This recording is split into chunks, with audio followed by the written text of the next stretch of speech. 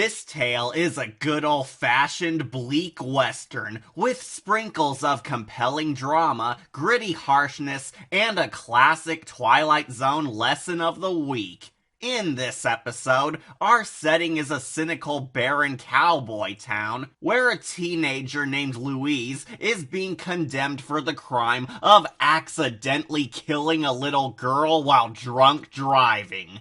Yep, even back then, DUIs were still super serial issues.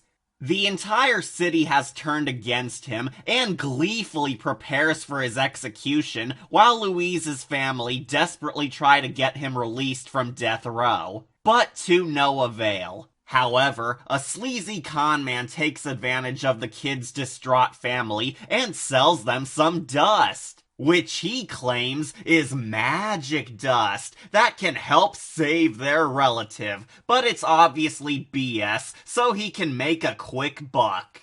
What an asshole! Most of this tale is kind of dreary and harsh, befitting of a great western, yet kind of different for a Twilight Zone misadventure. Almost too different if I'm being honest. Though I love the western world here, since it grants more variety to our horror saga. This episode is primarily about the family pleading for Louise's freedom, while the dick con artist and the entire town act like pricks. You will never find a more wretched hive of scum and villainy.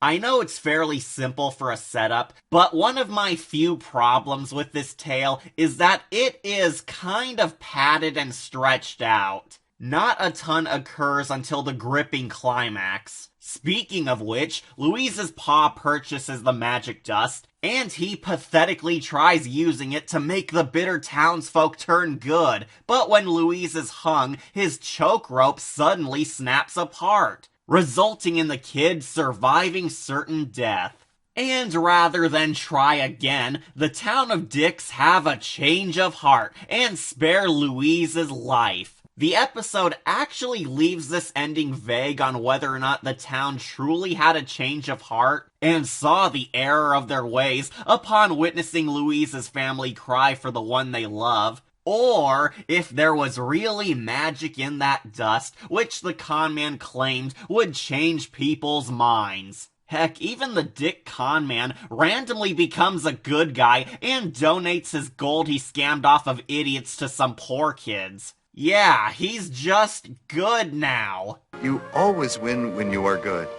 Rod Serling's closing narration implies that the town uncovered their lost humanity and noble side deep down. But I don't know. I'm kind of leaning more on the twist that magic was real, since I don't buy how the town was good deep down all along for a second. I mean, do any of you believe the fat bastard who conned a grieving family with magic dirt and cheered on the execution saw the error of his ways and became a nice guy? That's the fakest heel face turn I've seen since Mrs. Worthington. It was really difficult to buy. Magic.